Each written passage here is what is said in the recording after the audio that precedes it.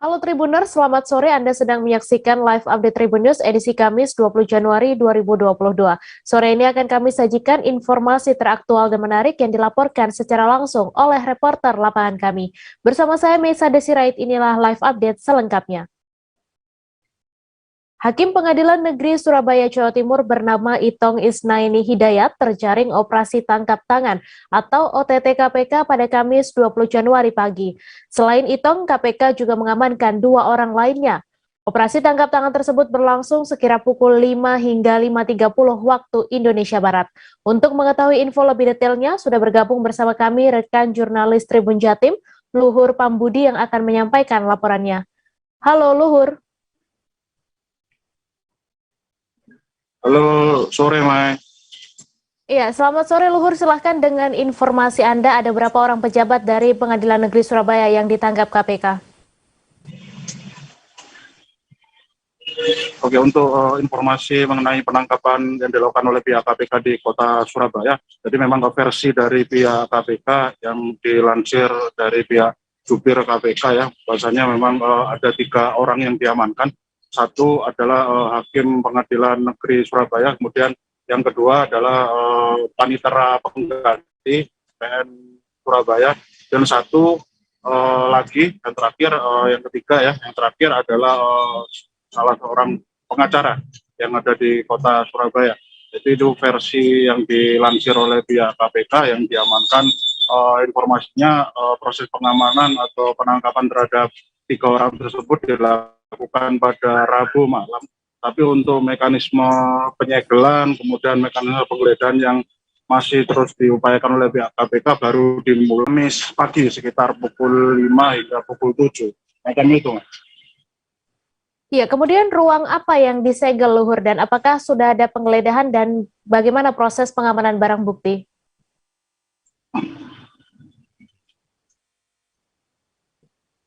Oke, untuk ruang yang disegel oleh pihak KPK di kota Surabaya sejak Rabu malam.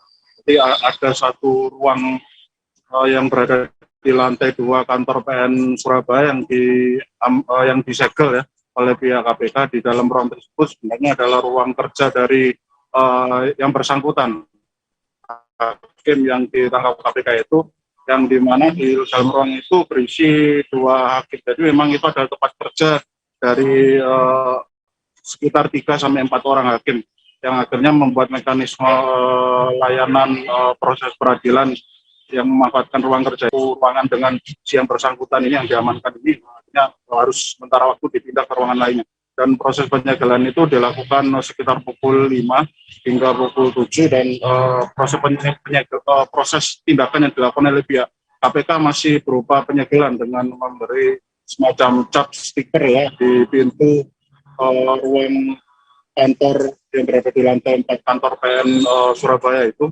Dan hingga saat ini masih belum ada upaya penggeledahan ataupun pengamanan barang bukti dari dalam PN Surabaya, dan hingga sejak pagi hingga sore hari ini belum terpantau adanya mekanisme lanjutan dari pihak KPK berdasarkan pantauan kami sore hari ini. Semacam itu, Mei. Ya, kemudian Luhur, dapat Anda jelaskan ketiga oknum yang diamankan KPK ini ditangkap atas kasus apa? Untuk dugaan kasus yang akhirnya menjerat si 3 orang yang diamankan ini adalah memang dugaannya karena ini ya semacam gratifikasi dalam sebuah perkara hukum yang sedang disidangkan dalam pengadilan hukum industrial. Nah, ini kami dapat informasi tersebut konfirmasi dari pihak Humas PN Surabaya. Jadi gratifikasi yang dalam perkara hukum industrial yang sedang berlangsung dipimpin oleh hakim yang ditangkap itu.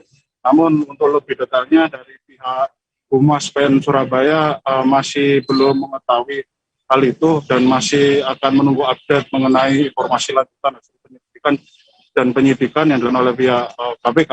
Semacam itu, Mei. Ya, kemudian Luhur, bagaimana layanan masyarakat pasca diamankannya 3 oknum ini? Apakah pelayanan di Pengadilan Negeri Surabaya terganggu atau masih berjalan normal seperti biasanya, Luhur? Oke, walaupun mekanisme lanjutan OTT dari pihak KPK ini akhirnya membuat satu ruangan yang berisi 3 hakim, tempat berkantor 3 hakim di PN Surabaya itu segel untuk pengusutan kasus korupsi, ternyata tidak menghambat mekanisme pelayanan publik yang harus disediakan oleh pihak PN Surabaya untuk masyarakat Jawa Timur. Jadi memang layanan PN Surabaya tetap berjalan normal seperti biasa, tidak ada hambatan sama sekali, dan pihak Humas PN juga memastikan bahwasanya memang pelayanan tetap akan dimaksimalkan.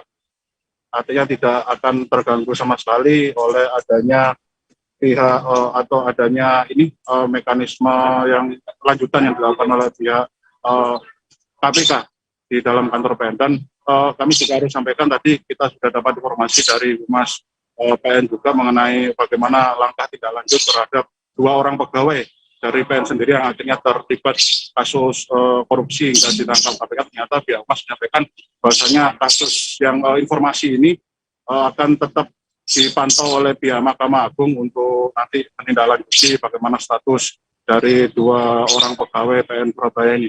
Dan informasi yang juga dilansir oleh PH Humas bahwasanya kalau memang mekanisme penyidikan yang dilakukan oleh KPK ternyata berbuah hasil, bahwasanya 2 orang pegawai PN itu berstatus tersangka, maka keduanya akan dinonaktifkan dan keduanya dipastikan tidak akan mendapat mekanisme pendampingan hukum dari pihak Mahkamah Agung.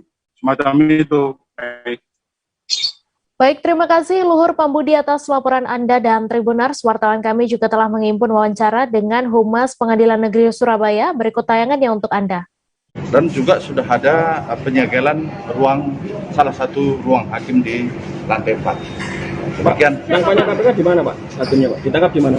Nah, itu yang kita belum tahu ini, Mas, karena belum diberi informasi detail masalah yang menjadi masalah kasus dan bagaimana kita juga tidak tahu. Berapa orang? Panitera penggantinya H, ya. 2 orang itu, Pak, ya? Ya. Untuk kasus hukum Ya. yang ditangani beliau gimana, Pak, ini, Pak? Ya.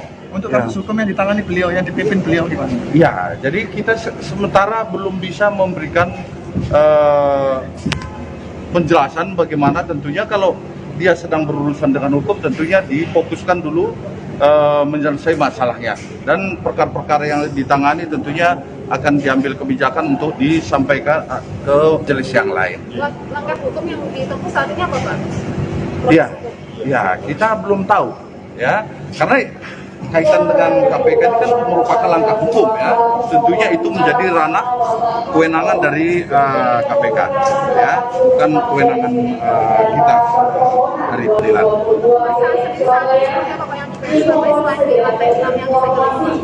Lantai 4.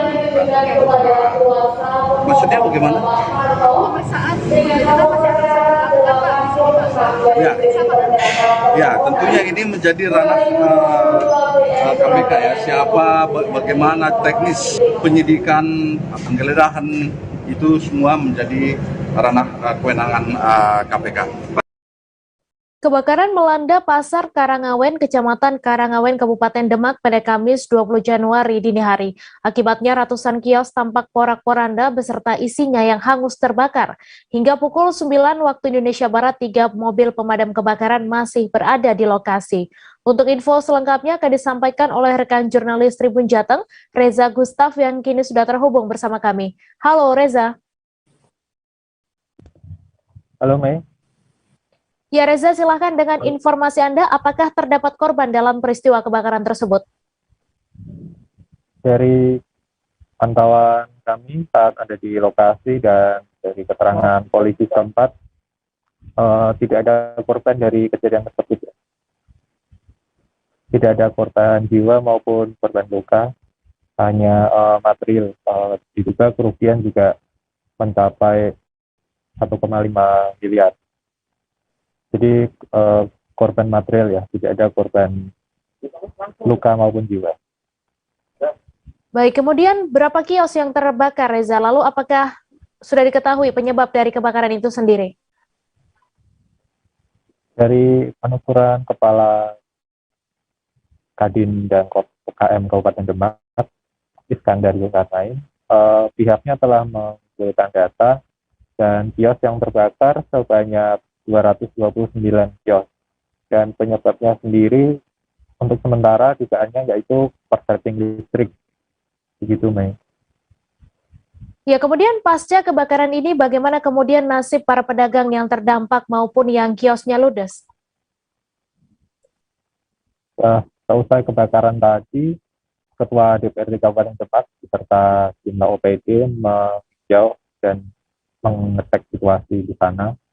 Saat kami tanyai, mereka mengatakan bahwa pihaknya akan mengupayakan untuk melakukan relokasi untuk para pedagang ya.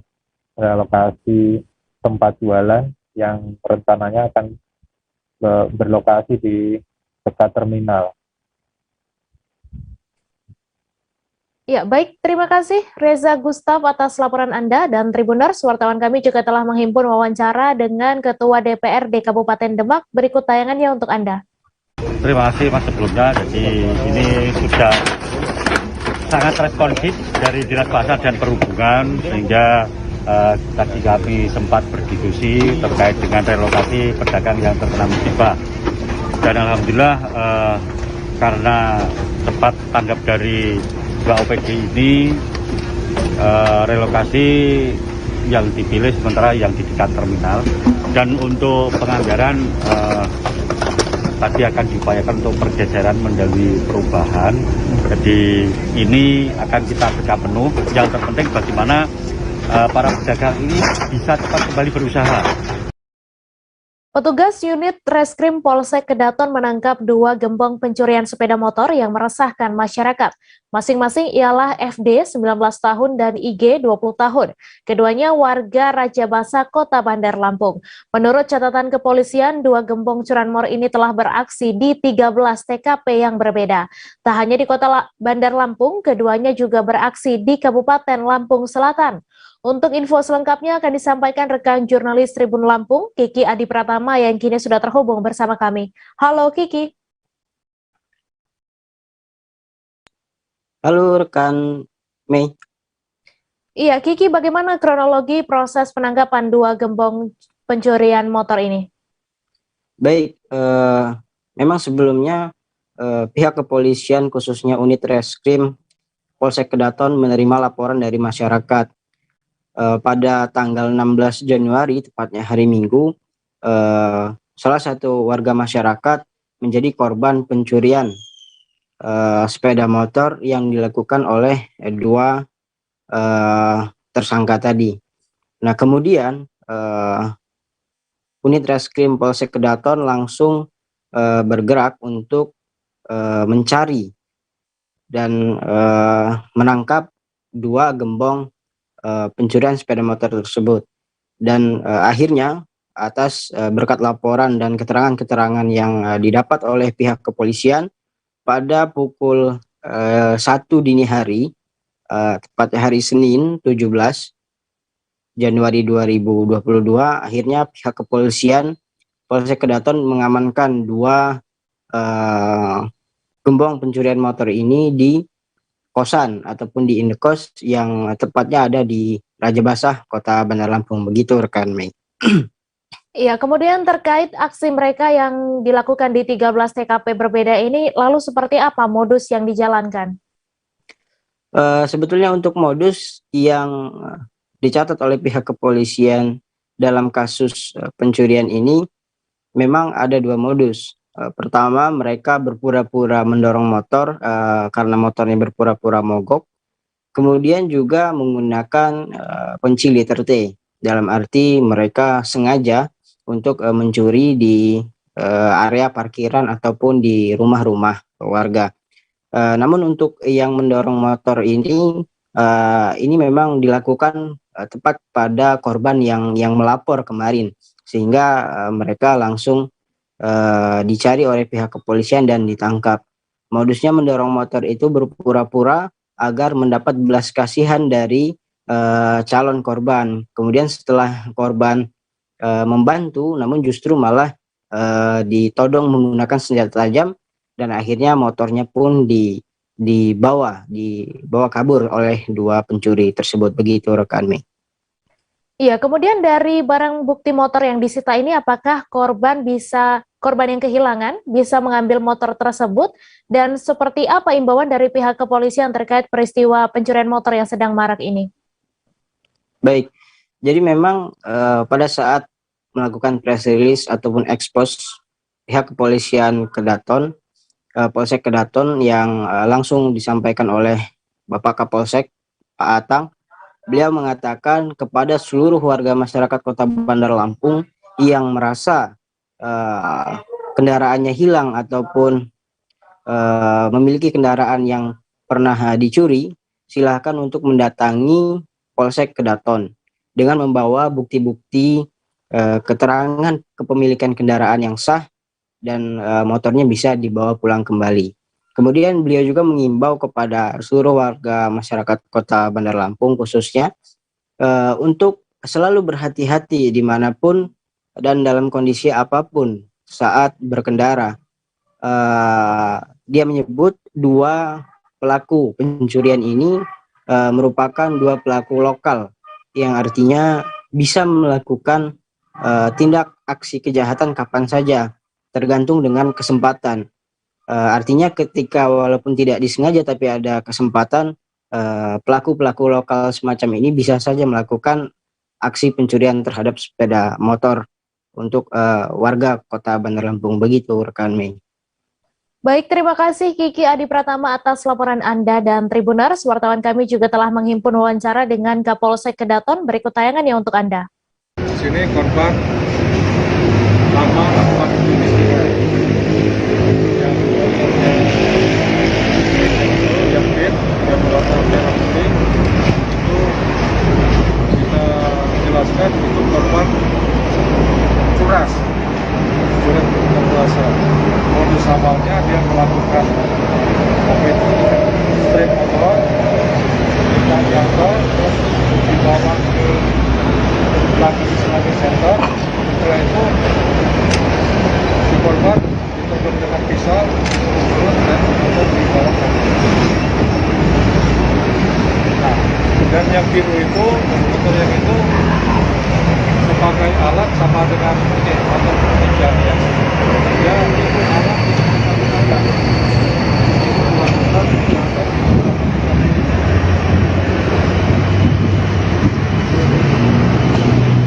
pelaku ada dua dan kita lihat itu inisial F dan I.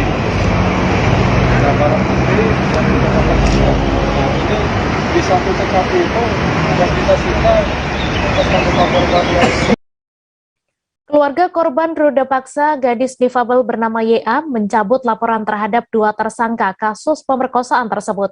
Keluarga diketahui memilih mekanisme pemufakatan damai dengan kedua belah pihak sehingga sadar mencabut laporan tersebut.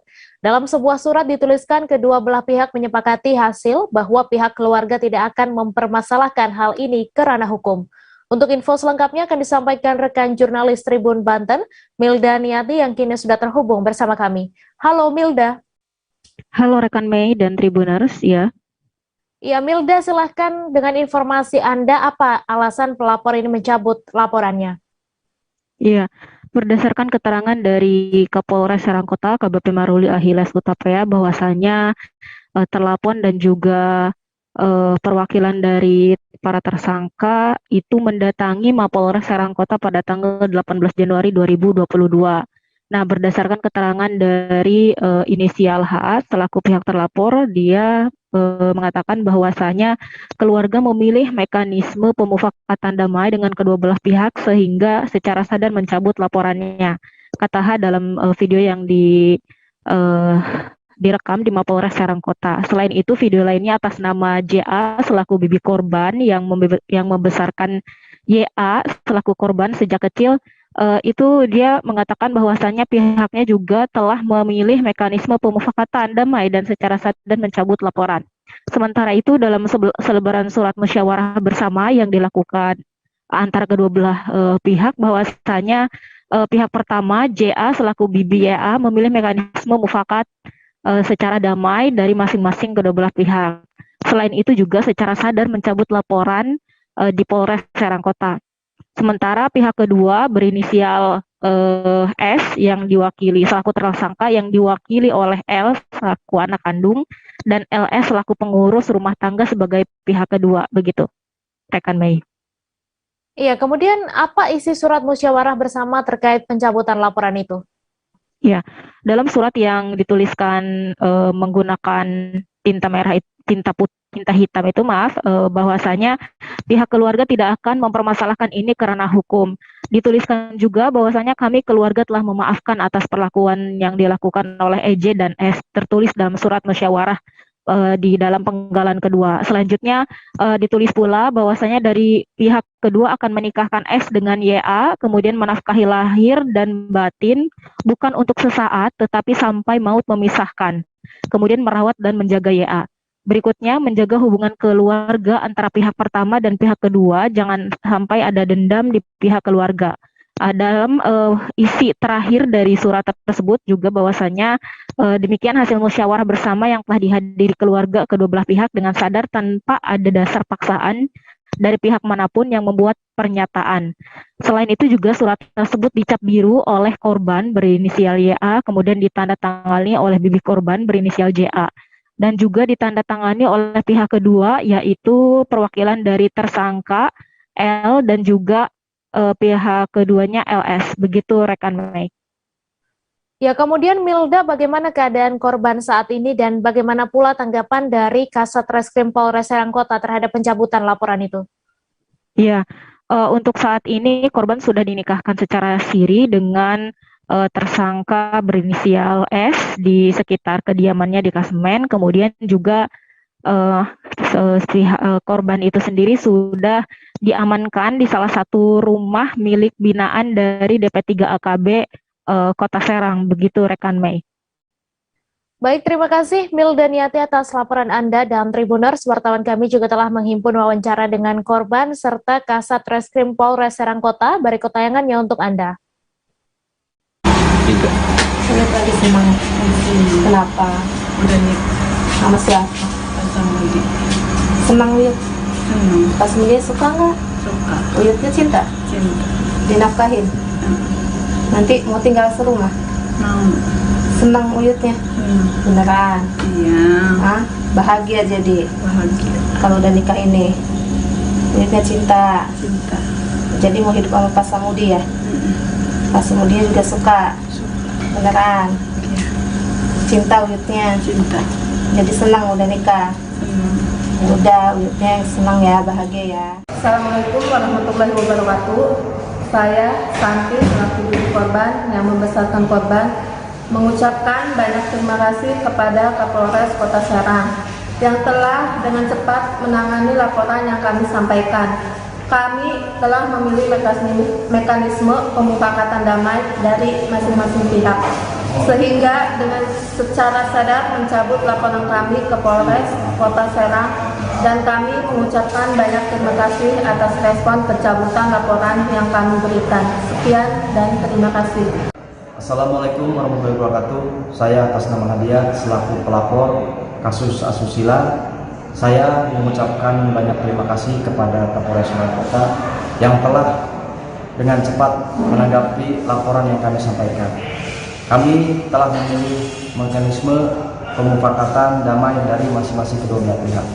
Sehingga dengan secara sadar saya mencabut laporan tersebut ke Polres Serang Kota, dan kami mengucapkan banyak-banyak terima kasih atas respon pencabutan laporan yang kami berikan. Terima kasih. Wassalamualaikum warahmatullahi wabarakatuh. Perkara adanya pembebasan pelaku pemerkosaan bisa dijelaskan Pak, awal mulanya bisa seperti itu? Ya, jadi kemarin saya mendapatkan info dari rekan-rekan media bahwa ada perkara terkait masalah pembebasan ya. Nah, yang info beredar adalah pembebasan ini rekan-rekan media itu katanya dikeluarkan ya. Setelah kami teliti, ternyata pelaku ini sudah ditangguhkan ya, ditangguhkan dengan alasan penyidik bahwa pelapor membuat pencabutan laporan dan ada musyawarah.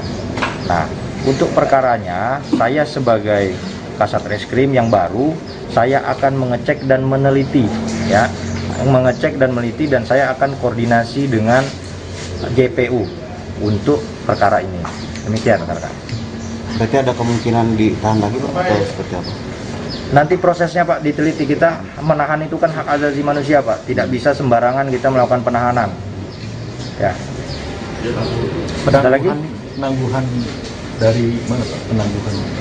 Penangguhan dikarenakan adanya pencabutan laporan dari pihak pelapor dan ada musyawarah kedua belah pihak dari korban dan terlapor. Kondisi kejiwaan Hudi Cahyoni, terduga pelaku pembunuhan terhadap bapak kandung di Dusun Kerajaan, Desa Jambangan, Kecamatan Dampit, Kabupaten Malang, ditetapkan mengalami gangguan jiwa berat.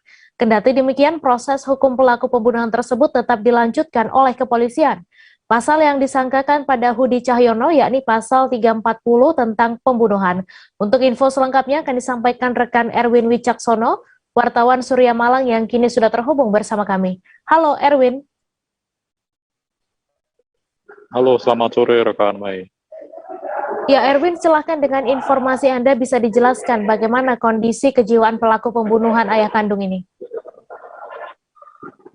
Ya, baik, berdasarkan informasi yang kami dapat dari Kasat Reskrim Polres Malang AKP Doni Christian Badalangi menerangkan jika kondisi dari terduga pelaku pembunuhan bapak kandung yakni Hudi Cahyono telah ditetapkan mengalami gangguan jiwa berat.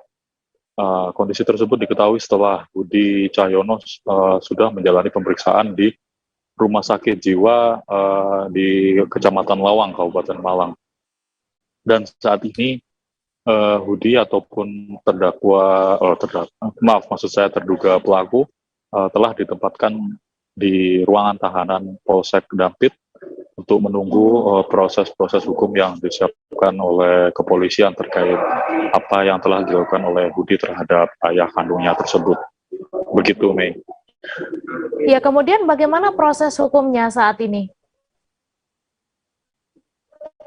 Ya, berdasarkan informasi yang kami dapat juga dari Malang, bahwa si Hudi ini telah namun tidak menggugurkan status atau proses hukumnya karena dugaan-dugaan tindakan pembunuhan yang dilakukan oleh Hudi begitu. Dan polisi berdasarkan keterangan dari Kasat Reskrim juga mengatakan bahwa polisi akan segera memproses kasus ini untuk kemudian menggelar perkara untuk menentukan dan akhirnya menentukan proses hukum dari yang bersangkutan, begitu rekan Mei.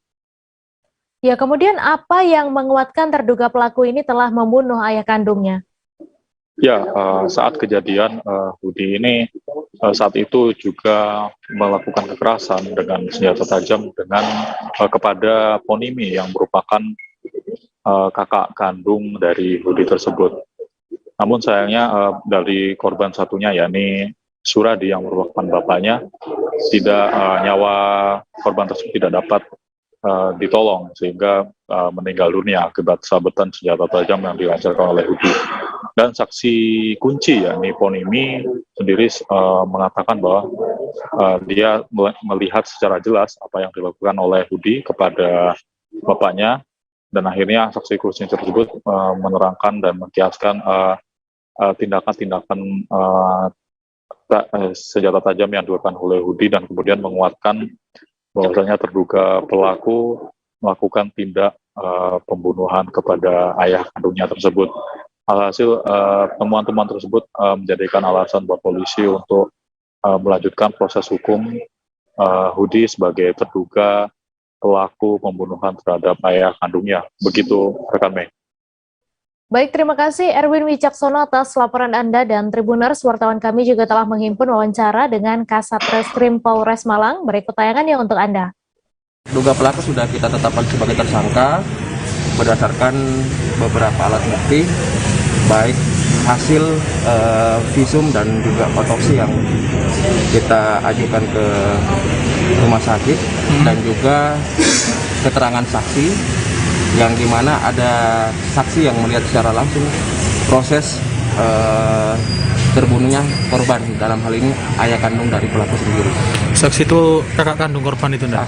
Saksi kunci yaitu kakak kandung korban sudah kita juga mintain keterangan, dia sudah menjelaskan. Kemudian ada juga warga yang melihat seketika terjadinya tindak pidana tersebut, terduga pelaku ini keluar dengan menggunakan senjata tajam yang ada bekas ceceran darah. Untuk kondisi kejiwaannya kemudian? Jadi untuk hasil pemeriksaan kejiwaan dari RSJ sekitar 1 hari yang lalu atau kemarin tepatnya itu sudah keluar hasil asesmennya, dan dokter mengatakan bahwa yang bersangkutan atau yang terduga pelaku ini yang sudah kita tetapkan sebagai tersangka mengalami gangguan jiwa berat. Kami akan kembali seusai jeda sejenak, saudara, tetap di live update. Oke, apa kabar Bang Arif di sini untuk strateginya? Kalau saya sendiri di Jumip 37 ini yang semalam baru mulai, saya udah pas. Sebenarnya aku nggak ngerasa itu penangkapan atau penggerbegan atau apapun itu, karena gini loh, posisinya aku kriteria. Jadi kita mengenal disebut dengan stroke yang tidak berdarah dengan stroke yang berdarah. Stroke yang tidak berdarah itu biasanya ditandai dengan adanya penyumbatan. Kalau itu penyumbatan di sini mungkin pikirnya tidak ke situ kali ya, tapi kalau di Korea atau di Kamboja itu ada beberapa paper yang saya itu mas, ya dulunya tukang koran. Oh gitu ya, Tukang koran. Ya, saya baca itu Pak. Tuh kan, pernah baca kan?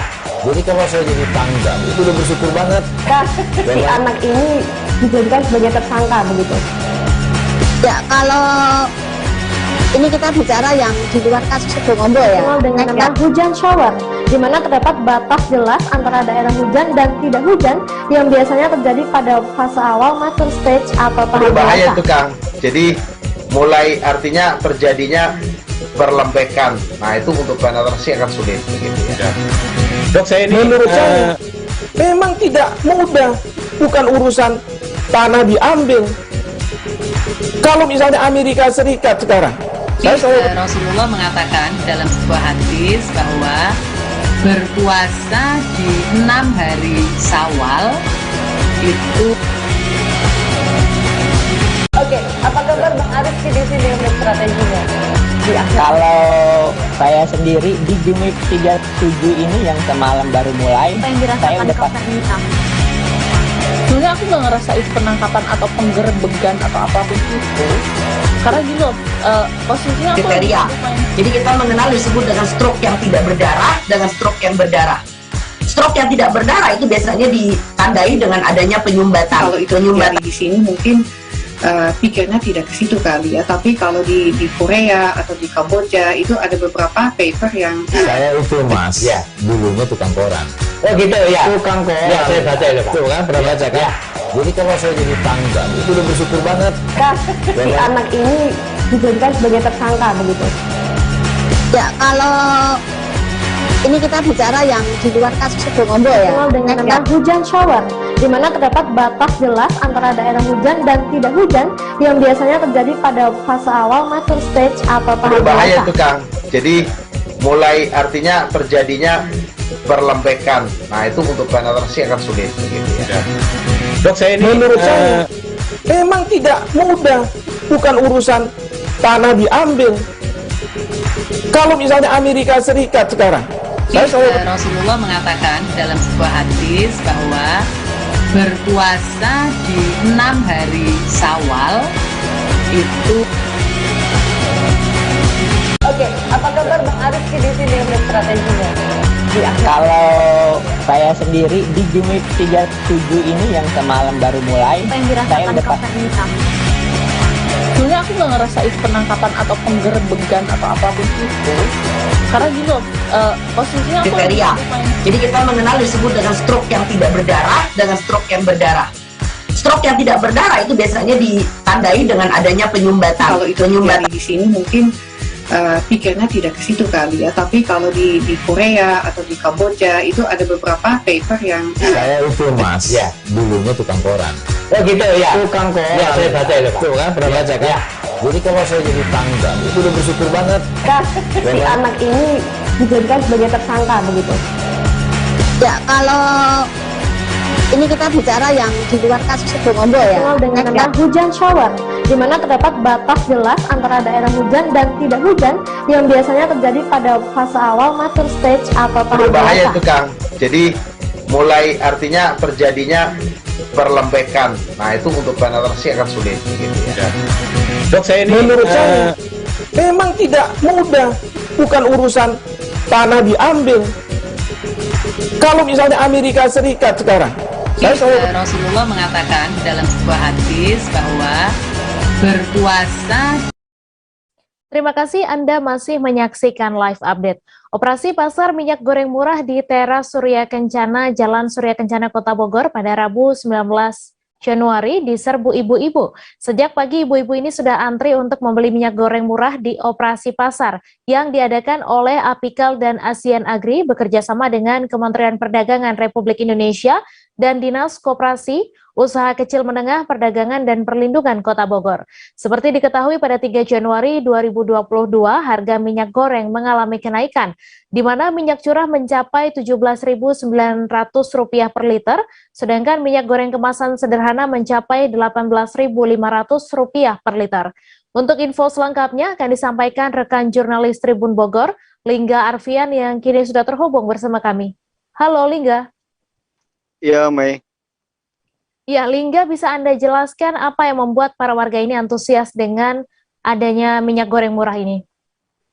Ya, Mei dan rekan-rekan Tribuners, seperti diketahui bahwa sejak akhir tahun 2021 kemarin harga minyak goreng di Kota Bogor meroket sangat tinggi seperti itu hingga terjadi pada awal Januari 2022. Hal itu yang menyebabkan ibu-ibu memburu minyak goreng murah yang diadakan oleh Kementerian Perdagangan bekerja sama dengan pihak swasta dan produsen minyak goreng untuk menggelar pasar murah. Di sana juga ibu-ibu yang sedang berbelanja di pasar tradisional langsung ikut antri dan menyerbu harga minyak goreng yang di pasaran harganya mencapai 20.000 hingga 20.000, namun di sini dijual dengan harga 14.000 seperti itu, Mei.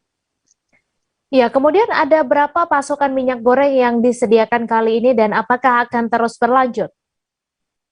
Ya, Mei, pada operasi pasar murah minyak goreng ini disediakan sekitar 5.000 liter minyak goreng, namun secara keseluruhan disediakan 25.000 untuk dilaksanakan di berbagai tempat.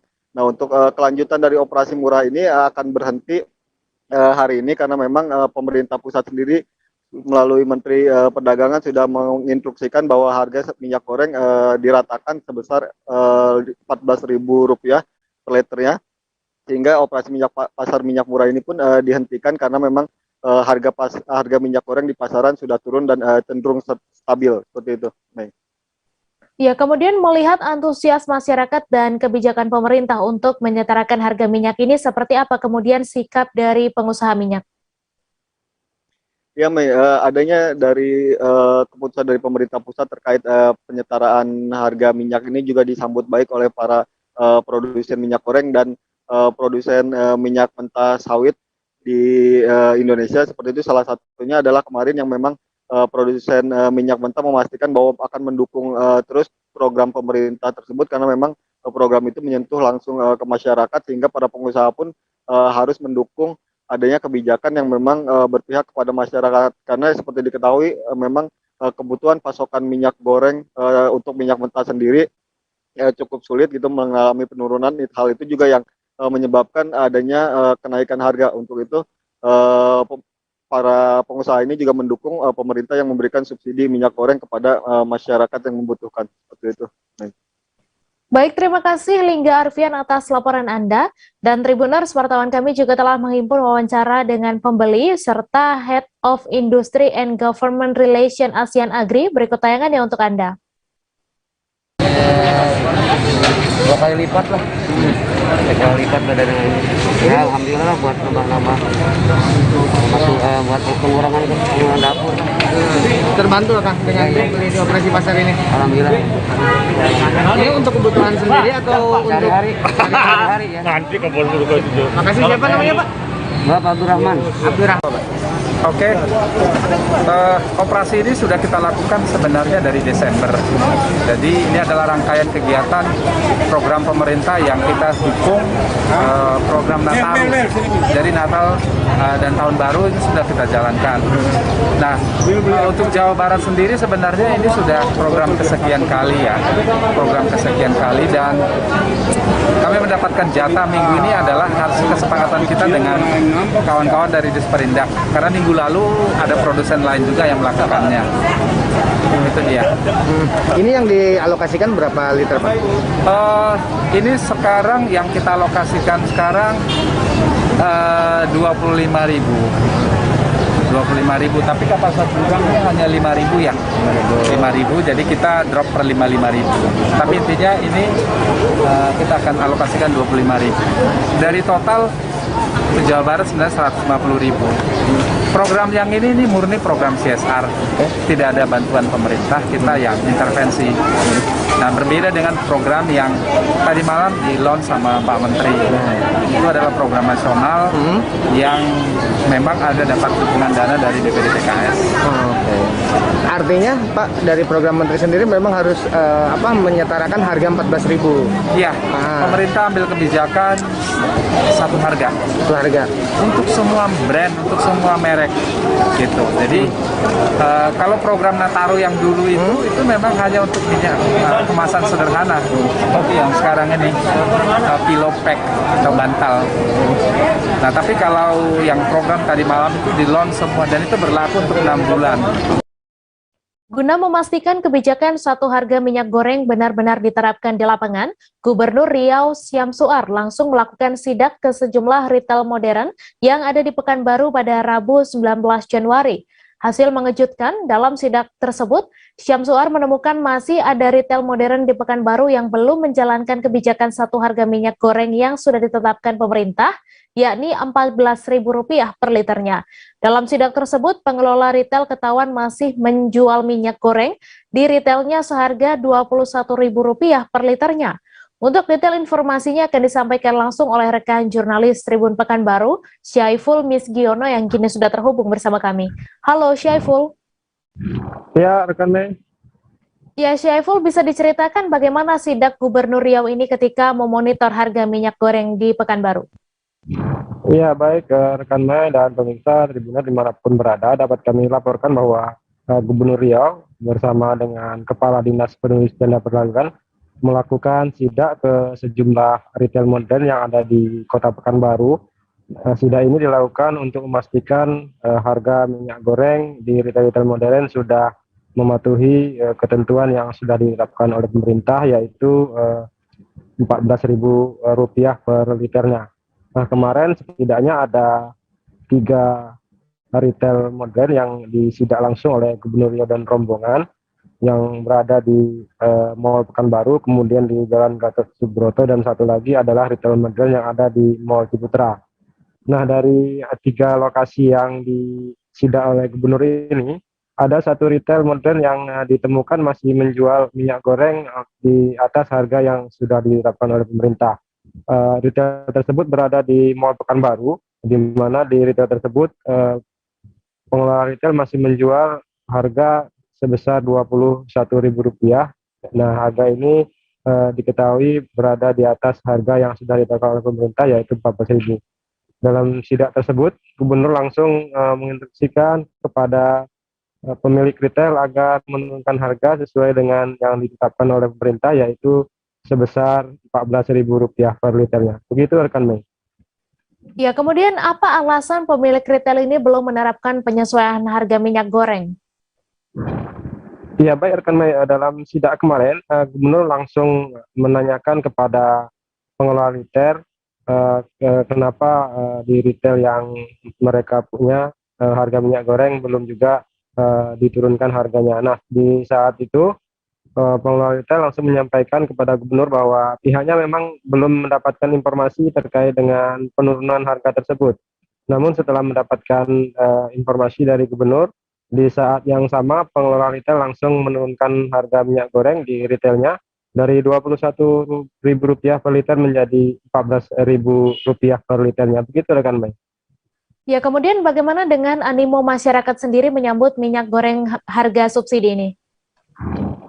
Ya, dan untuk di Kota Pekanbaru, rekan Mei dapat kami laporkan bahwa sejak kebijakan satu harga minyak goreng sebesar Rp14.000 diberlakukan, antusias masyarakat di Kota Pekanbaru cukup tinggi sekali, bahkan banyak masyarakat yang kecewa karena di beberapa retail yang mereka datangi justru stoknya kurang. Bahkan ada beberapa warga yang kemarin kami temui, mereka harus mendatangi sampai 5 retail atau 5 toko modern yang ada di Pekanbaru, baru mereka bisa mendapatkan minyak goreng. Artinya memang di beberapa retail modern yang ada di Kota Pekanbaru saat ini kehabisan stok minyak goreng karena masyarakat berburu minyak goreng dan mereka memborong minyak goreng karena mendapatkan informasi bahwa ada penurunan minyak goreng menjadi Rp14.000 per liternya. Begitu rekan Mei.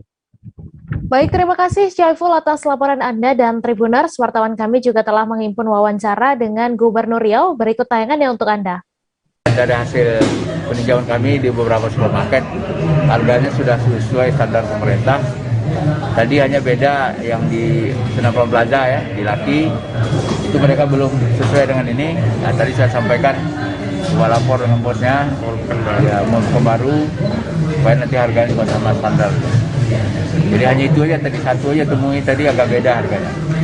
Lain itu harganya sudah sesuai standar pemerintah. Ya, kami mengucap terima kasih pada pengelola mall, pengelola format ini, dan mudah-mudahan bisa bermanfaat bagi masyarakat kita. Dan sini juga sudah diatur.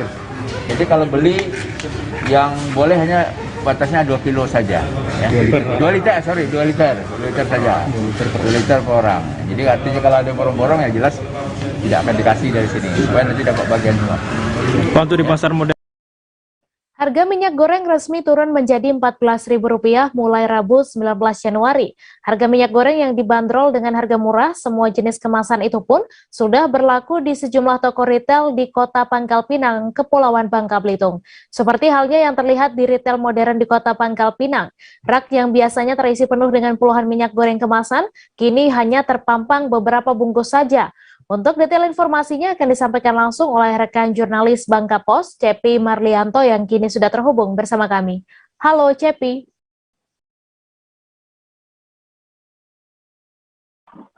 Halo rekan Mei. Iya Cepi, silahkan dengan informasi Anda, sudah sejak kapan harga minyak goreng di Pangkal Pinang ini turun menjadi Rp14.000? Ya baik, memang untuk harga minyak goreng khususnya kemasan Kota Pangkal Pinang memang sudah turun sejak Rabu 19 Januari 2022 kemarin. Di mana turunnya harga minyak sendiri yang semula di kisaran harga Rp20.000 per liter kini turun menjadi Rp14.000 per liternya. Penurunan harga minyak tersebut merupakan setelah adanya kebijakan dari pemerintah yang mulai menurunkan harga minyak semua jenis kemasan menjadi harga Rp14.000. Namun di pantauan kami di sejumlah retail modern di Kota Pangkal Pinang memang harga minyak goreng sendiri sudah turun menjadi Rp14.000 per liternya. Begitu rekan Mei. Ya, kemudian apakah penurunan harga minyak di Pangkal Pinang sendiri sudah merata baik di kalangan pedagang maupun retail modern? Cepi. Baik, memang berdasarkan pantauan kami dari mulai kemarin hingga hari ini, tepatnya hari Kamis 20 Januari 2022, harga minyak goreng sendiri memang belum seluruhnya dengan harga sesuai dengan kebijakan dari pemerintah, yakni Rp14.000 per liternya. Untuk di toko-toko retail modern yang ada di Kota Pangkal Pinang maupun pusat perbelanjaan di Kota Pangkal Pinang, memang harga minyak goreng sendiri sudah dibanderol di harga Rp14.000 per liternya. Akan tetapi khususnya di kalangan pedagang, terutama di pasar-pasar tradisional yang ada di Kota Pangkal Pinang, harga minyak goreng berbagai kemasan sendiri memang belum turun, di mana harga minyak goreng sendiri masih di kisaran harga Rp18.000 per liternya untuk ukuran 1 liter. Kemudian untuk yang ukuran 2 liter sendiri mencapai sekitar Rp50.000. Itu kan. Ya, kemudian dengan banyaknya minat masyarakat untuk membeli minyak goreng yang sudah turun harga ini, apakah ada tindakan yang dilakukan pemerintah setempat untuk membatasi pembelian? Baik, memang sejak turunnya harga minyak goreng kemasan ukuran 1 liter memang menjadi 14.000. Minat masyarakat sendiri di Kota Pangkal Pinang memang untuk membeli minyak goreng sendiri cukup tinggi, di mana berdasarkan pantauan kami dari sejumlah toko retail modern yang ada di Kota Pangkal Pinang memang hampir seluruhnya telah ludes dibeli masyarakat dalam hitungan jam saja. Oke, oleh karena itu dari pemerintah Kota Pangkal Pinang sendiri, khususnya dari Dinas Perindustrian, Koperasi UMKM dan Perdagangan Kota Pangkal Pinang menetapkan peraturan di mana masyarakat sendiri tidak diperbolehkan untuk terlalu banyak ataupun melakukan panic buying terhadap minyak goreng sendiri. Dengan kebijakan tersebut, pemerintah Kota Pangkal Pinang sendiri menetapkan di mana setiap masyarakat hanya diperbolehkan membeli sebanyak 2 liter minyak goreng kemasan, begitu, dengan harga Rp14.000, begitu rekan Meg. Baik, terima kasih Cepi Marlianto atas laporan Anda dan Tribuners. Wartawan kami juga telah menghimpun wawancara dengan Kepala Toko Retail Modern dan Pedagang Pasar Induk. Berikut tayangannya untuk Anda. Sudah mulai turun, Pak. Harga 1 liter itu seliternya 14.000. Kalau minyak yang 2 liter semua jenis merek itu 28.000. Jadi merata harganya sekarang. Sudah sejak kapan Bang ini harganya turun? Harganya turun per hari ini, Pak. Baru mulai hari ini. Antusias warga cukup ramai di sini. Ramai. Untuk harga sebelumnya berapa, Bang? Itu harga sebelumnya kalau yang minyak 1 liter di kisaran harga 20.000. Kalau untuk yang 2 liter itu kisaran 40.000 ke atas. Turun lah.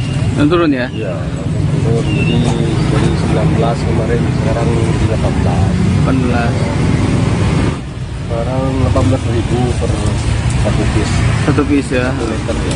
Kemarin Pak sebelum turun berapa harganya? 19, 19. kadang-kadang 20. Itu mulai turunnya kapan tuh Pak? Ya seminggu yang lalu lah. Seminggu lalu. Berkurang lah takut, jadi kita kan suatu saat tahu-tahu dia turun kan, jadi rugi. Jadi ngambil dikit ya? Ya, biasanya misalnya kita ngambil 10, jadi ngambil separuh, 5. Sejumlah ibu-ibu di Kota Kendari, Sulawesi Tenggara menyerbu minyak goreng kemasan di sejumlah retail minimarket. Hal tersebut terjadi pasca penerapan satu harga yang diberlakukan pemerintah yang berlaku secara nasional. Bahkan minyak goreng yang dijual sejumlah retail minimarket habis diserbu ibu-ibu hanya dalam beberapa jam. Dan sampai saat ini stok minyak goreng di beberapa retail yang ada di Kota Kendari telah habis, bahkan belum diketahui kapan stok minyak goreng akan tersedia kembali.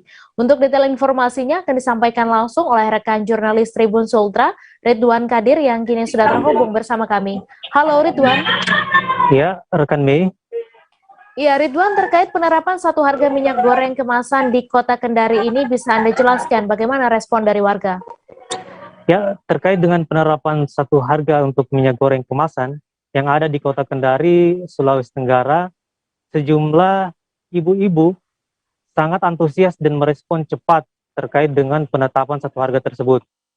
Bahkan, mereka sejak pagi hingga siang hari mendatangi sejumlah retail yang ada di Kota Kendari untuk membeli minyak goreng. Ada pula yang datang pada sore hari kemarin, yaitu tepatnya pada hari Rabu 19 Januari 2022. Namun pada saat mereka menanyakan ketersediaan minyak goreng kemasan di sejumlah retail ternyata sudah kosong. Kembali ke rekan Mei. Ya, kemudian apakah ada batasan pengambilan untuk tiap pembeliannya? Ya, dapat saya sampaikan, tiap retail memang sudah menerapkan aturan terkait batasan pembelian minyak goreng kemasan, namun ada saja sejumlah ibu-ibu di Kota Kendari yang mengambil lebih dari batasan yang sudah ditetapkan oleh retail tersebut. Untuk semua ukuran tiap retail dibatasi hanya batas pembelian 2 kemasan saja. Dan untuk harga sendiri itu mengikuti harga nasional yang sudah ditetapkan satu harga, yakni untuk 1 liternya itu berkisar 1 liternya 14.000, kemudian untuk 2 liternya itu 28.000. Kembali ke rekan Mei. Ya, kemudian Ridwan, bagaimana harga minyak goreng di pasar tradisional? Ya, dapat saya sampaikan harga minyak goreng kemasan di beberapa pasar tradisional di Kota Kendari, Sulawesi Tenggara sampai saat ini masih cukup tinggi, masih menyentuh di angka untuk seliternya itu 22.000 dan untuk 2 liternya itu 45.000. Saat ini mereka masih menunggu kebijakan dari pemerintah kapan adanya penurunan harga minyak goreng kemasan di pasar tradisional. Kembali ke rekan B. Baik, terima kasih Ridwan Kadir atas laporan Anda. Selamat bertugas kembali. Kita beralih ke informasi selanjutnya, Tribuners. Gelandangan, pengemis, dan pengamen atau gepeng yang sering mangkal di Simpang Lampu Merah Pasar Atas Sarolangun diamankan oleh Dinas Sosial Sarolangun dan Satpol PP pada Kamis 19 Januari. Sebanyak 4 orang diamankan di Simpang Lampu Merah tersebut oleh para petugas dan dinaikkan mobil truk Satpol PP Kabupaten Sarolangun. Para gepeng yang telah diamankan oleh petugas ini bukan warga asli atau pemegang KTP Kabupaten Sarolangun. Untuk detail informasinya akan disampaikan langsung oleh rekan jurnalis Tribun Jambi, Rifani Halim yang kini sudah terhubung bersama kami. Halo Rifani. Ya, rekan Mei. Ya, Rifani, silahkan dengan informasi Anda, di mana saja petugas ini menyisir para gepeng ini? Untuk informasi tersebut, Dinas Sosial bersama Satuan Polisi Pamong Praja Kabupaten Sarolangun menyisir beberapa lokasi, yakni di Pasar Bawah, kemudian di Simpang 4 Pasar Atas Kabupaten Sarolangun, kemudian juga ada di salah satu titik di daerah TPU di Kecamatan Kabupaten Sarolangun. Ya, kemudian rekan Mei. Iya, kemudian apa alasan para gepeng ini betah melakukan aktivitas itu di Sarolangun? Ya, untuk alasan dari Kepala Dinas Sosial Kabupaten Sarolangun mengaku bahwa para gepeng atau anak gelandangan juga sangat senang beraktivitas di Kabupaten Sarolangun ini karena masyarakat Kabupaten Sarolangun sangat murah hati dan murah memberi. Kemudian juga Kepala Dinas Sosial memberitahukan kepada masyarakat bahwa tidak lagi untuk memberikan para gepeng agar di lampu merah itu tertib, gitu, kan Mei. Iya, kemudian Rifani, apa yang dilakukan oleh Dinas Sosial pasca pengamanan gepeng ini?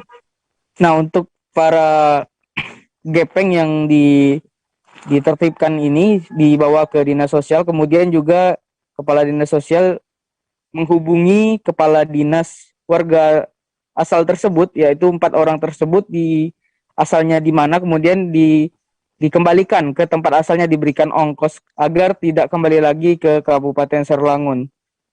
Gitu, rekan Mei. Baik, terima kasih Rifani Halim atas laporan Anda. Selamat bertugas kembali. Tribuners, kami masih akan menyajikan informasi menarik untuk Anda. Seusai jeda sejenak, tetap di Live Update. Oke, apa kabar Bang Arif di sini untuk strateginya? Kalau saya sendiri di gimmick 37 ini yang semalam baru mulai, saya udah pasti. Sebenarnya aku nggak ngerasa itu penangkapan atau penggerbegan atau apapun itu. Karena gini loh, posisinya aku kriteria. Jadi kita mengenal disebut dengan stroke yang tidak berdarah dengan stroke yang berdarah. Stroke yang tidak berdarah itu biasanya ditandai dengan adanya penyumbatan. Kalau itu terjadi di sini mungkin pikirnya tidak ke situ kali ya. Tapi kalau di Korea atau di Kamboja itu ada beberapa paper yang saya itu Mas, ya dulunya tukang koran. Gitu ya. Tukang koran. Ya, saya baca itu, Pak. Tuh kan, pernah baca kan? Ya. Jadi kalau saya jadi tangga, itu udah bersyukur banget. Si anak ini dijadikan sebagai tersangka begitu. Ya, kalau ini kita bicara yang di luar kasus Subrombo ya. Dengan nama hujan shower, di mana terdapat batas jelas antara daerah hujan dan tidak hujan yang biasanya terjadi pada fase awal mature stage atau tahap bahaya dewasa. itu Kang. Jadi mulai artinya terjadinya perlembekan. Nah itu untuk penetrasi akan sulit. Gitu, ya.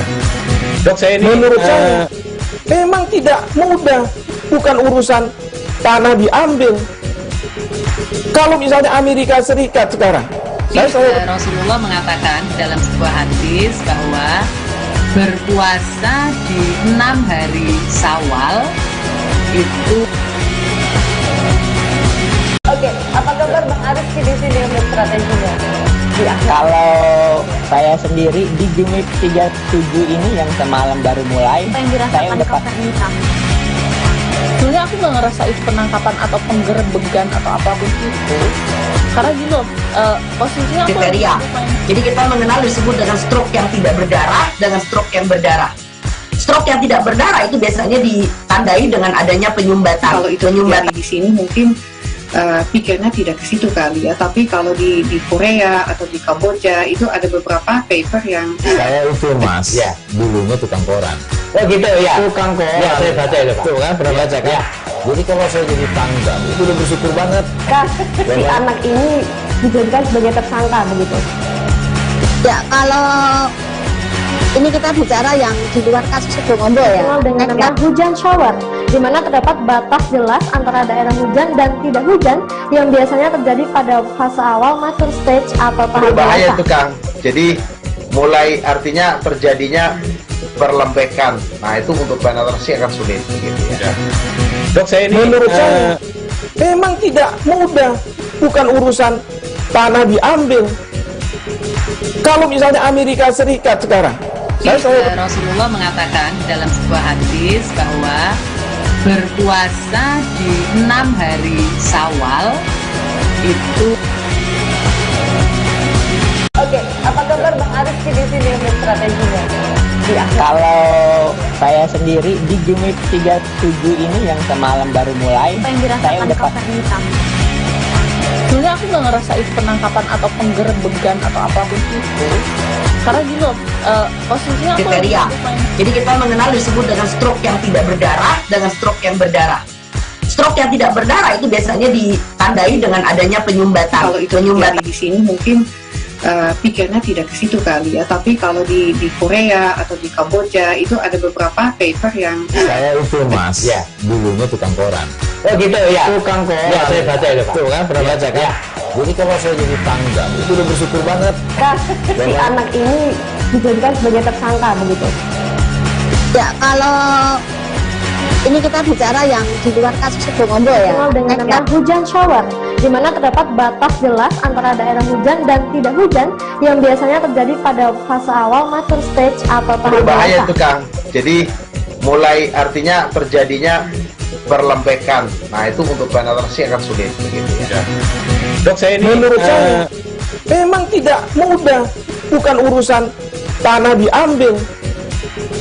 Kalau misalnya Amerika Serikat sekarang, Rasulullah mengatakan dalam sebuah hadis bahwa berpuasa di 6 hari Syawal itu.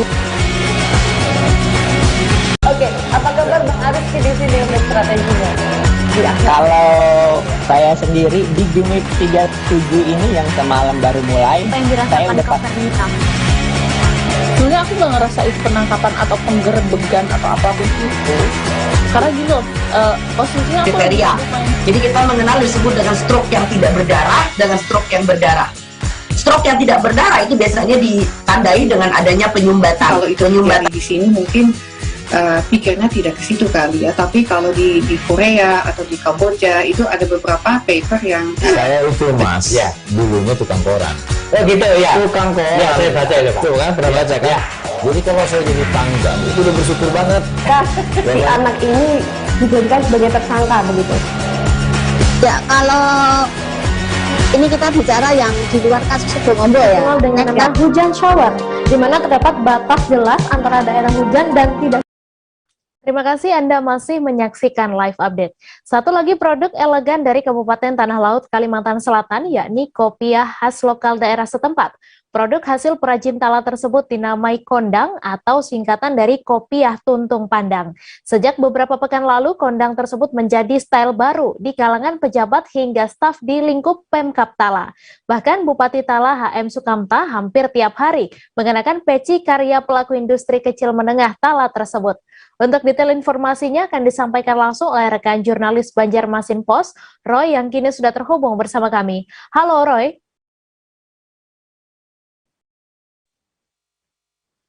Ya, selamat sore rekan Mei. Ya, selamat sore Roy. Silakan dengan informasi Anda mungkin bisa dideskripsikan seperti apa wujud dari kopiah itu. Ya, kopiah yang dinamai kondang ini wujudnya pada bagian depan itu mengerucut begitu, mengerucut yang disebut itu miniatur laung. Terus kemudian di bagian belakang itu ada kain kecil yang dibentuk menyerupai, kalau oleh perancangnya itu disebut sebagai lambang huruf hijaiyah, lam jalalah. Demikian bentuk wujud kekhasan dari kopiah kondang tersebut, rekan Mei. Iya, kemudian apa makna yang tersirat dari desain khas kondang tersebut, Roy? Ya, jadi pada bagian depan bentuk kain yang didesain mengerucut seperti ini itu dimaknakan sebagai miniatur dari laung. Laung ini adalah ikat kepala kaum lelaki pada busana masyarakat masyarakat Banjar yang merupakan suku yang ada di Kalimantan Selatan. Demikian. Kemudian untuk di bagian belakang ada rajutan kain yang dinyatakan itu menyerupa huruf hijaiyah, yaitu lam jalah. Itu artinya apa? Lam jalalah itu dimaknakan sebagai perwujudan bahwa Kabupaten Tanah Laut itu mayoritas berpenduduk Muslim dan masyarakatnya atau daerahnya merupakan daerah yang religius. Demikian pemaknaannya, rekan Mei. Ya, kemudian kondang ini sendiri terbuat dari bahan apa dan berapa harga per unitnya? Ya, kondang ini murni berbahan baku dari kain sasirangan. Kain sasirangan sendiri adalah kain khas Kalimantan Selatan yang sejak turun-temurun dan hingga sekarang juga masih terus digemari dan bahkan sekarang makin digaungkan. Dan sementara ini untuk kondang tersebut, kopiah tuntung pandang, itu per unitnya sejak pertama dibikin beberapa pekan silam masih dipatok pada kisaran harga 150.000 per unitnya. Demikian, rekan Mei. Baik, terima kasih Roy atas laporan Anda, dan Tribuners, wartawan kami juga telah menghimpun wawancara dengan Kepala Dinas Pariwisata Tala. Berikut tayangannya untuk Anda. Ini satu kebanggaan lah bagi kami, karena setidak-tidaknya ini kan usaha baru, menimbulkan pertumbuhan ekonomi khususnya di pengrajin yang dibina oleh Dinas Perindustrian dan Dinas Tenaga Kerja dan Perindustrian. Nah, mereka tentunya kan dengan adanya himbauan Pak Bupati bagi pegawai lingkup pemerintah daerah setiap Kamis dan Jumat harus memakai kondang, kopiah tuntung pandang. Nah, ini kan ikon baru bagi Tanah Laut karena menjadi ciri khas bagi kami, khususnya kami warga Tanah Laut yang disarankan oleh pemimpin untuk memakai. Nah, tentunya kan ada ciri khas tersendiri bagi kami, khususnya ASN di Tanah Laut, karena setiap Kamis Jumat sesuai dengan seragam yang dikenakan, ditambah lagi dengan kondang, kopiah tuntung pandang. Kalau Ian sendiri setelah pakai kondang rasa gimana? Kalau aja rasanya ya tentunya agak berbeda lah, berbeda. Ada tidak saja menonjolkan sasirangannya, menonjolkan motif-motif ciri khas Tanah Laut, ditambah lagi dengan kopiah kondang yang merupakan lebih khas lagi bahwa inilah Tanah Laut, itu aja. Ya, merasa lebih pede ya? Menambah pede, menambah kepercayaan bagi kami yang menggunakannya, yang memakai kopiah kondang ini. Merasa tambah gagah juga nih? Tambah gagah, tambah anu. Baik, terima kasih.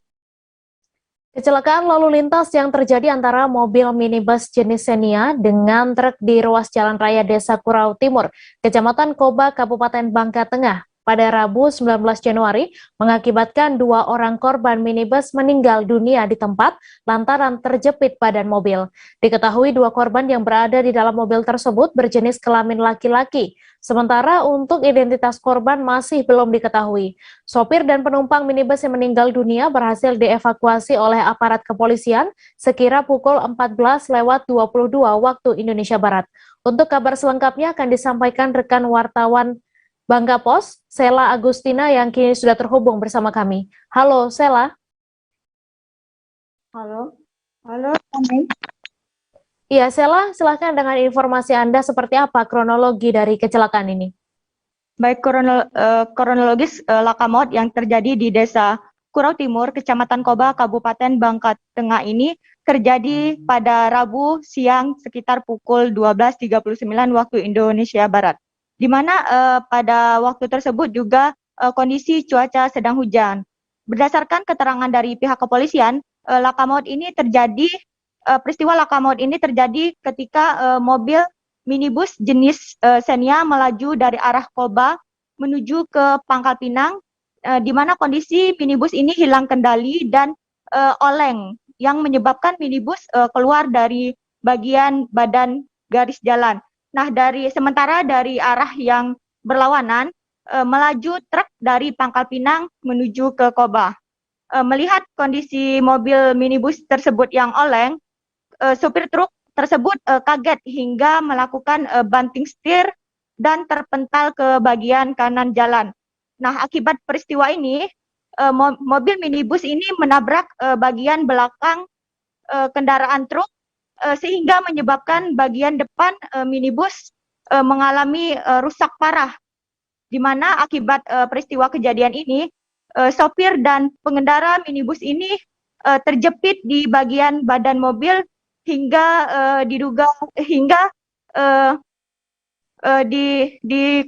hingga meninggal dunia di lokasi kejadian. Ya, kemudian Sela, bagaimana proses evakuasi terhadap korban dan apakah identitas korban juga sudah diketahui? Baik, untuk proses evakuasi ini dilakukan oleh aparat kepolisian bersama masyarakat setempat dan juga dibantu oleh mobil pemadam kebakaran untuk membuka akses dalam mengambil korban yang terjepit di dalam mobil minibus tersebut. Di mana dalam proses evakuasi ini memerlukan waktu kurang lebih 20 hingga 30 menit. Nah, setelah dilakukan evakuasi, korban tersebut langsung dilarikan ke RSUD Bangka Tengah. Sementara untuk identitas sendiri, kedua korban tersebut merupakan Samsul dan Rusdi, di mana beralamat di Sungai Selan, Kabupaten Bangka. Sedangkan untuk sopir truk sendiri merupakan Agus, warga Jalan Selan, Pangkal Pinang. Dan untuk korban sendiri, tadi malam telah dibawa ke rumah duka di Sungai Selan dan telah dilakukan pemakaman pada hari ini. Baik, kemudian Sela, bagaimana kondisi truk dan mobil minibus itu saat ini?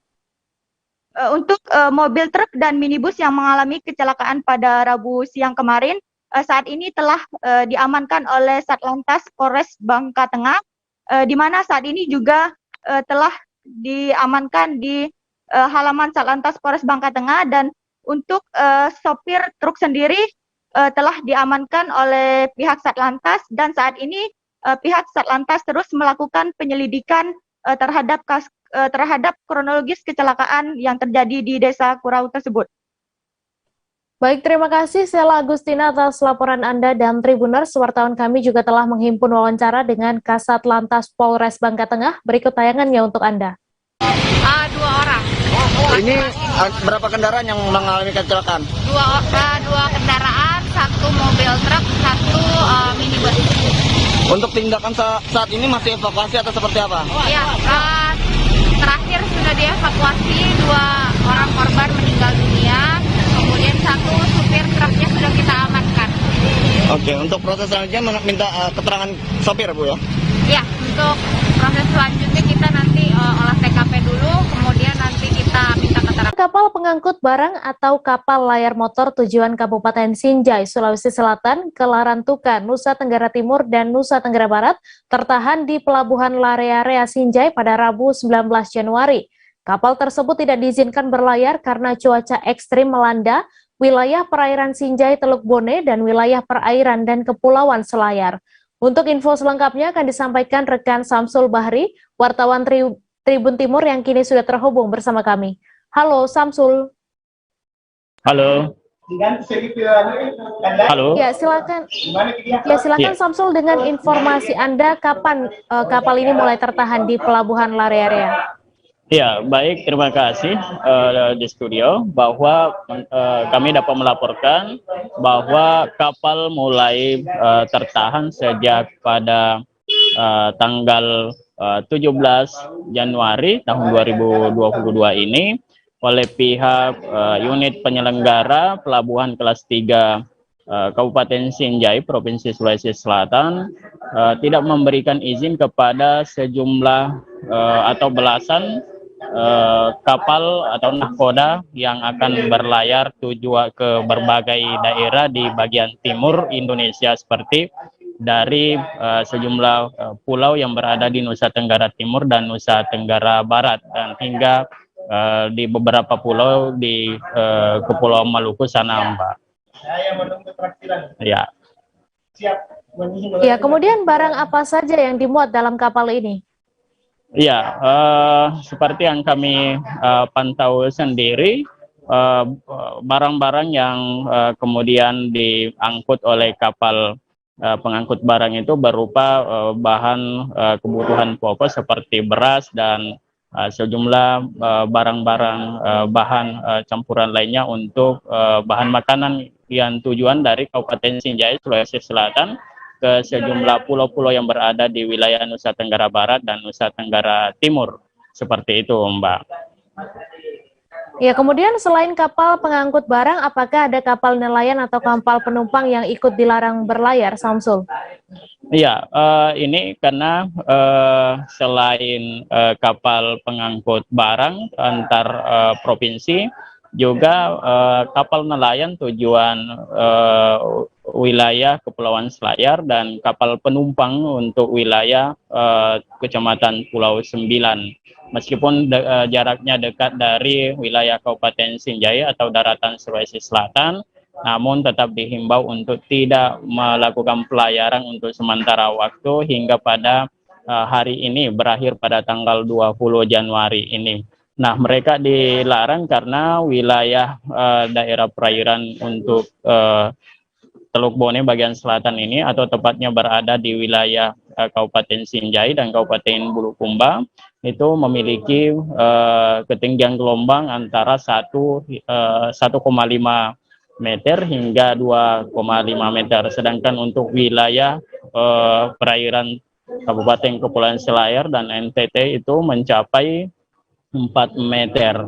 Nah, informasi tersebut dirilis dari Badan Meteorologi dan Badan Meteorologi, Klimatologi dan Geofisika Kota Makassar, sehingga pihak unit pelabuhan penyelenggara pelabuhan kelas 3 Kabupaten Sinjai mengingatkan kepada seluruh pengguna jasa transportasi laut untuk menaati aturan ini agar tidak terjadi di kemudian hari kecelakaan laut seperti itu, Mbak. Baik, terima kasih Samsul Bahri atas laporan Anda, dan Tribuners, wartawan kami juga telah menghimpun wawancara dengan Kepala Wilayah Kerja Pelabuhan Kapaujung. Berikut tayangannya untuk Anda. Tidak melaut, itu kenapa, Pak? Untuk sementara ini kita ada himbauan karena adanya cuaca ini yang berubah-ubah, sehingga ada edaran dari BMKG untuk tidak melakukan dihimbau untuk tidak melakukan pelayaran dulu untuk menjaga keselamatan pelayaran. Itu seperti apa, Pak, peringatannya, Pak? Apa memang ombak akan tinggi atau anginnya kencang, Pak? Ya, kedua-duanya, ombak dengan angin. Jadi kita mengacu ke BMKG, mungkin 3 hari ke depan ini ada perubahan. Mudah-mudahan kita bisa melayani kembali masyarakat untuk melakukan pelayaran. Ini kapal-kapal apa Pak yang dilarang melaut ini Pak? Kapal yang kami awasi adalah kapal layar motor Pak.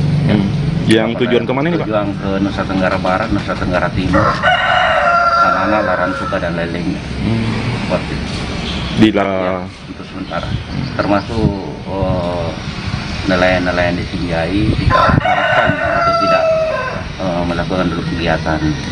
Ada Pak, bisa diulang peringatannya untuk nelayan kapal-kapal yang akan berangkat di provinsi dan kabupaten yang Bapak bilang? Ya. Untuk kapal layar motor yang tujuan ke Kupang, Larantuka, Sanana, kita himbau untuk tidak melakukan pelayaran dulu. Ke pulau Pak ya? Termasuk kapal penumpang yang lokal yang menuju Pulau 9, kita himbau kepada nakoda untuk tidak melakukan pelayaran dulu atau melihat situasi mana yang bisa diakomodir untuk berlayar. Seperti itu. Buntut ditemukannya salah satu pelajar yang positif COVID-19, maka seluruh aktivitas belajar mengajar tatap muka di SMP Negeri 1 Bontang dihentikan sementara. Mengacu dari aturan SKB 4 Menteri yang disampaikan Kepala Bidang Pendidikan Dasar Disdikbud Saparudin, sekolah harus menghentikan aktivitas PTM selama 5 hari jika ada ditemukan salah satu siswa yang positif COVID-19. Untuk info selengkapnya akan disampaikan rekan Ismail Usman, wartawan Tribun Kaltim yang kini sudah terhubung bersama kami. Halo Ismail. Halo, Mai. Ya, silakan dengan informasi Anda bisa diceritakan sedikit bagaimana bisa salah satu siswa ini terpapar virus COVID-19. Ya, baik, terima kasih, Mai. Siswa SMP Negeri 1 Bontang yang positif COVID ini disinyalir merupakan klaster keluarga. Asalnya setelah dilakukan tracing, pihak keluarga dalam hal ini sang ibu, siswa juga terkonfirmasi positif. Diketahui orang tua dan siswa memiliki riwayat perjalanan dari salah satu daerah di Pulau Jawa dan tiba di Bontang pada hari Minggu 16 Januari lalu. Kemudian di hari berikutnya siswa mengikuti PTM di sekolah, namun di hari yang sama kebetulan pihak sekolah menggelar aktivitas tes antigen acak, dan dari seluruh sampel yang ditemukan salah satu siswa yang merupakan perjalanan yang merupakan memiliki perjalanan riwayat perjalanan luar kota ini reaktif. Masih Mai? Ya, kemudian apa tindak lanjut dari pihak sekolah dan ada berapa guru dan siswa yang harus mendapat pemeriksaan PCR? Ya, sebelum hasil PCR keluar, pihak sekolah juga langsung melakukan sistem pembelajaran daring. Kemudian saat hasil tes PCR siswa dan ibunya dinyatakan positif, Disdikbud dan tim Satgas memberikan instruksi agar SMP Negeri 1 memberlakukan lockdown selama 5 hari yang mengacu pada aturan SKB 4 Menteri.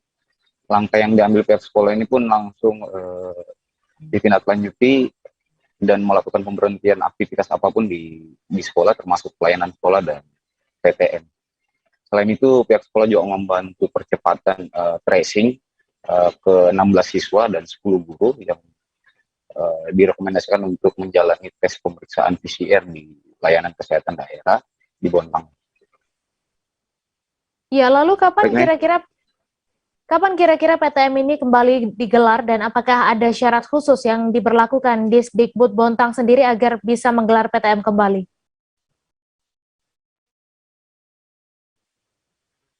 Menurut keterangan dari M akan digelar kembali pada Senin pekan depan antara hasil swab PCR seluruh 16 siswa dan 10 guru telah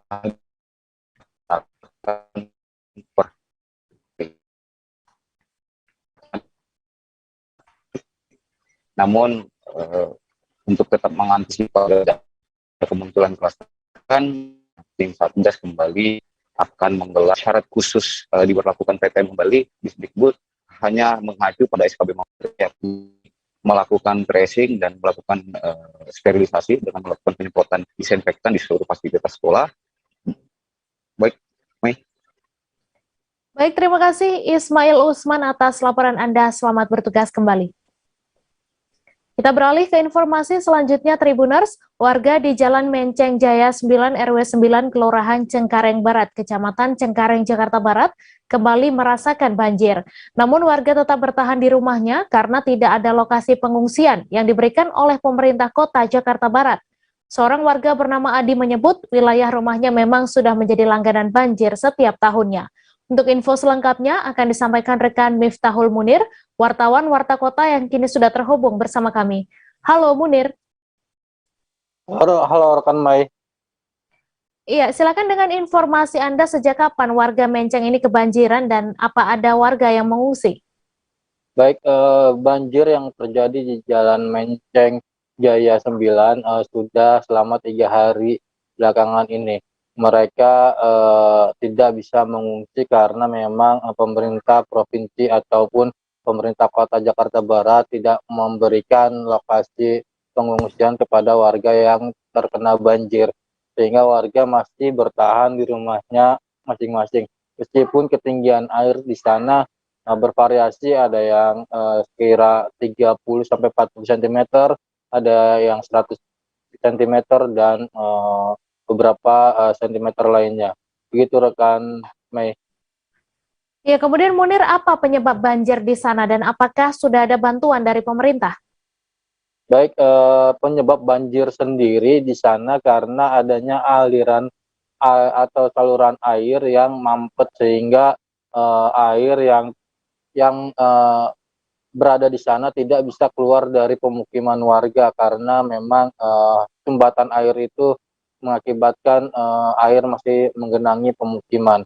Kemudian untuk sampai saat ini petugas sudah melakukan penanganan secara maksimal di sana, yaitu membersihkan kali dan membuka sumbatan-sumbatan pada saluran air. Begitu rekan Mei. Baik, terima kasih Miftahul Munir atas laporan Anda, dan Tribuners, wartawan kami juga telah menghimpun wawancara dengan salah seorang warga. Berikut tayangannya untuk Anda. Bang, sudah 3 hari. Sudah 3 hari. Nah, itu penyebabnya tahu nggak Bang? Penyebabnya kalau nggak salah ini saluran air yang di sini mampet tuh, yang ada ke taman. Oh, mampet. Ya, kurang bagus. Itu tapi udah ditanganin belum petugas? Udah, kemarin sebelum pertama banjir langsung tangan sama RT RW sini. Alhamdulillah sih sampai sekarang udah surut dikit. Udah surut dikit. Kemarin berapa senti Bang? Kurang lebih di atas Pak. Di atas 100 senti ya, 100 ya. Kurang lebih 100 ya. 100 senti ya. Iya, kurang lebih. Nah, kalau sekarang ini udah berapa nih turunnya? Kira-kira berapa nih? Ada 30-40 sentian. Kurang lebih situ 40-50 lah. Bang, memang ini langganan banjir ya di sini? Langganan banjir sini. Oh, setiap tahun? Setiap tahun. 5 tahun sekali. Pokoknya setiap tahun banjir terus di sini. Banjir. Seorang anggota Yonzipur 20 PPA Serda Miskel Rumbiak dikabarkan gugur saat kontak tembak dengan KSB di wilayah Maibrat, Papua Barat. Berdasarkan informasi yang dihimpun, Serda Miskel Rumbiak dikabarkan terkena tembak di areal perut kanan dan meninggal dunia. Selain Rumbiak, terdapat 3 lainnya yang dikabarkan luka berat, yakni Serda Darusman, luka tembak di bagian lengan kiri, dan Prada Aziz di tangan kanan. Untuk info selengkapnya akan disampaikan rekan Safwan Ashari, wartawan Tribun Papua Barat yang kini sudah terhubung bersama kami. Halo Safwan. Halo, selamat malam Mei. Selamat malam Safwan, silakan dengan informasi Anda seperti apa kronologi sebelum kejadian kontak tembak yang terjadi di Kabupaten Maibrat ini? Ya, Mei dan juga Tribuners dimanapun Anda berada, hari ini dapat saya kabarkan dari kota Sorong, Papua Barat bahwa telah terjadi kontak tembak antara kelompok separatis bersenjata dengan prajurit TNI di wilayah Maibrat, yang mana menewaskan seorang putra terbaik asal Papua,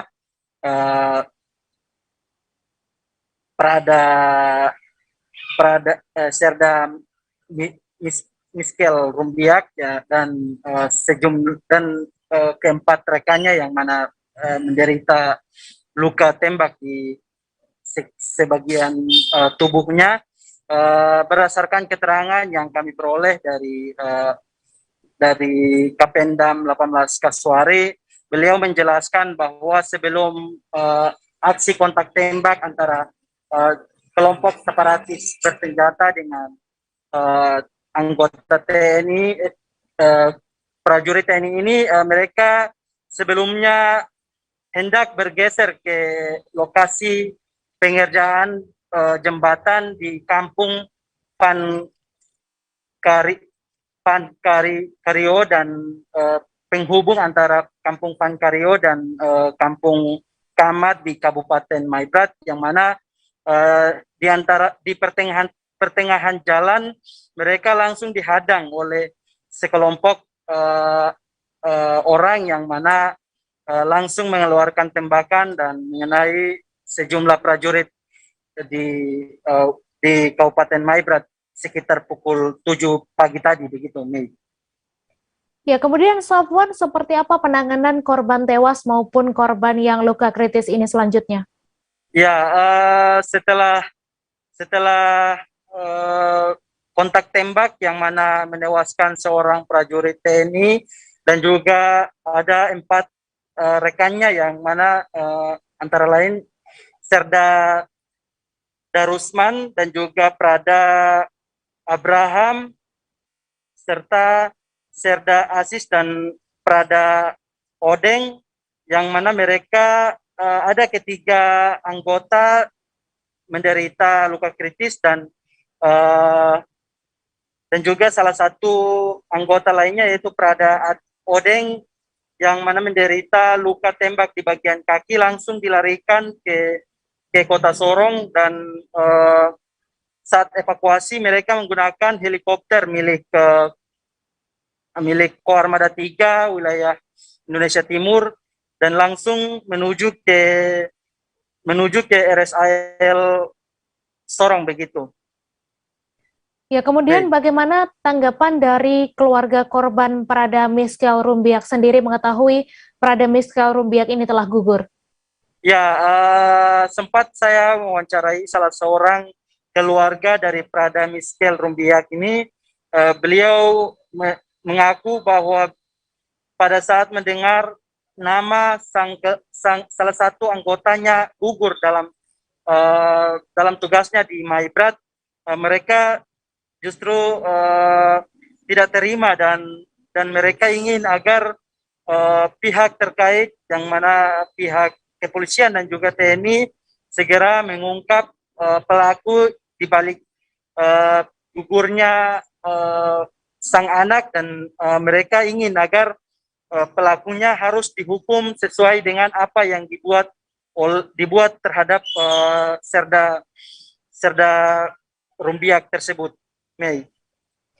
Baik, terima kasih Safwan atas laporan Anda, dan Tribuners, wartawan kami juga telah menghimpun wawancara dengan paman dari Prada Miskel Rumbiak. Berikut tayangannya untuk Anda. Kehilangan salah satu dari antara famili, ya, karena dia bagian dari kita. Kebetulan bapaknya ini saya panggil kakak. Jadi berarti saya punya anak sendiri. Begitu dia tidak ada, jadi saya juga rasa terpukul langsung, ya. Ya, saya mau bagaimana, hanya bisa berdoa dan berharap semoga semua bisa baik. Dengar pertama itu pukul berapa, Bang? Kalau tidak salah tadi saya kurang lebih jam 2 lewat. Jam 2 lewat, ya. Itu langsung dari omnya di freeway. Di Raja Ampat. Raja Ampat. Jadi saya dapat berita juga dari mereka di Raja Ampat.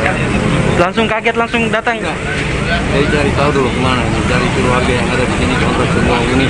Ternyata sudah naik di ini. Berita. Di Facebook, di Berita Sorong juga sudah ada. Sudah. Langsung datang di sini. Iya. Cek informasi. Mungkin dia ditaruh di mana. Oke. Bapak seperti apa, Bapak? Anak ini kan anak Papua juga. Betul. Dia anak Papua dan ini tugas. Walaupun yang memang dia harus dia kena ini dari separatis yang memang orang Papua. Tapi di sisi lain dia ini tugas bela negara. Terus Itu tidak bisa. Saya sendiri pribadi tidak bisa terima ya. tidak bisa terima hal itu, dan juga hanya bisa berdoa lagi. Tidak bisa terima kepergian dia di atas. Ya, sebagai manusia, sebagai orang tua, saya tidak terima. Terus saya mau buat apa? Saya bisa buat apa? Siap. Hanya bahasa saya bisa berdoa. Semoga Tuhan buat yang terbaik. Yang bunuh juga segera ditangkap. Ya, mudah-mudahan. Ditangkap ya. Mudah-mudahan ditangkap dan bagaimana Diproses. selanjutnya. Kami berharap seperti itu. Ya. Informasi tadi sekaligus menutup perjumpaan kita dalam live update hari ini. Tribuners, lantaran masih di tengah pandemi, kami kembali mengingatkan untuk selalu menerapkan protokol kesehatan dimanapun Anda berada. Saya Meisada Sirait beserta kru yang bertugas pamit. Terima kasih dan sampai jumpa. Jangan lupa like, subscribe, dan share ya!